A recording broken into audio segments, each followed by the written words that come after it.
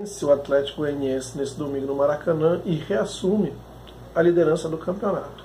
Embora algumas críticas pertinentes sejam feitas em relação à performance do time, eu acredito que esse não era o mais importante, a performance, e sim garantir os 3 pontos, tendo em vista duas coisas. Primeiro, a sequência de pesada que o Flamengo vai ter no mês de agosto, como já citei em outro vídeo, e segundo, que os seus rivais, Palmeiras e Botafogo, também jogaram como mandante, pouparam jogadores e não conseguiram nem sequer um ponto, perderam em seus domínios. Então, era necessário poupar os jogadores que estavam mais perto de estourar e ainda assim marcar os 3 pontos. Nesse momento não é importante a performance, e sim os 3 pontos.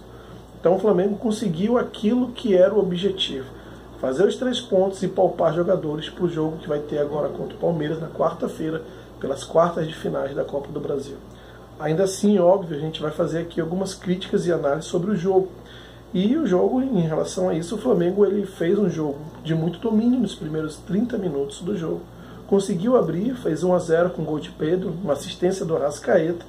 E depois ele, que começou colocando as linhas altas para marcar a saída de bola do Atlético Goianiense, ele começou a trabalhar com a marcação em linhas médias. E esse não é um problema.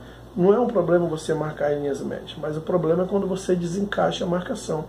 E o Flamengo passa uma sensação que em alguns momentos ele meio que desliga do jogo, como se estivesse descansando para o próximo. É um modo meio blasé. Pois é, essa é a impressão que passa. E o Flamengo, depois que ele desencaixou essa marcação, ele começou a marcar em linhas médias, apareceram buracos entre linhas, onde o Atlético Goianiense ele começou ali a se criar. E já no final do primeiro tempo criou 2 oportunidades de gol, um perigo, né?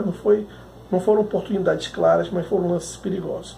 No segundo tempo, ele continuou ainda melhor o Atlético Paranaense. E aí também parece que o modo do Flamengo que estava desligado, ele meio que ativa, acelera o jogo e faz os 2-0, meio que acabando o jogo ali, pelo menos decretando a vitória do Flamengo. E de novo ele desacelera, faz ali 5 substituições, porque no começo do jogo ele poupou toda a parte da defesa, e aí já no meio do segundo tempo para frente, ele tira 2 jogadores importantes do ataque, Arrascaeta e Pedro, com claro intuito também de poupar para o jogo contra o Palmeiras. E aí já fez mais substituições, ao total o Flamengo fez 5 substituições nesse jogo, e aí meio que bagunça o time, porque metade do time você mudou, você perde o encaixe, você perde aquela dinâmica que estava ocorrendo, e aí o time meio que perde a dominância que vinha tendo no jogo após marcar o segundo gol. De novo os espaços abriram, o Atlético Goianiense conseguiu ter certa valorização, certo domínio da posse de bola nesses buracos entre linhas, mas ali o próprio ímpeto do Atlético Goianiense já estava meio que muito baixo devido ao segundo gol do Flamengo. A partida já estava mais ou menos que decretada, e ali foi mais um protocolo entre os 2 times até acabar o jogo. O Flamengo ainda teve mais uma oportunidade clara de gol com o Carlinhos, que perdeu no final do jogo. O Gabigol entrou, mas de novo, como o time já estava mexido, o placar já estava mais ou menos que confirmado, o jogo teve pouca intensidade, pouca dinâmica, velocidade. Esse é o ponto. E aí o Gabigol entrou nessa dinâmica, tentou contribuir, mas não teve um ambiente favorável para construir as chances que ele precisava para marcar. Na verdade, ele teve uma chance, perdeu, na sequência o Carlinhos também perdeu.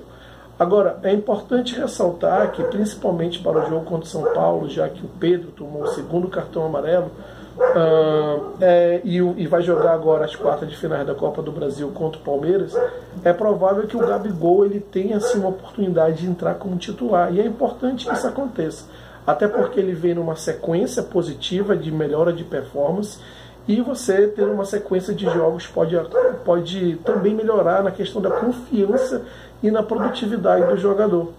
Então é importante que o Gabigol, já no jogo contra o São Paulo, tendo em vista que o Pedro vai estar fora, tenha essa oportunidade.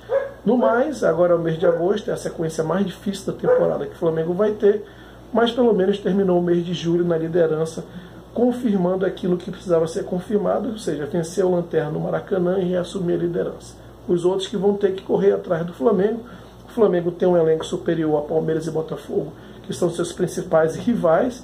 Vai ter um mês complicado, os outros também vão ter. E nesse final de semana, todos tiveram que poupar e o Flamengo fez valer seu melhor elenco. Foi o único que conseguiu vencer mesmo como mandante de novo os outros perderem.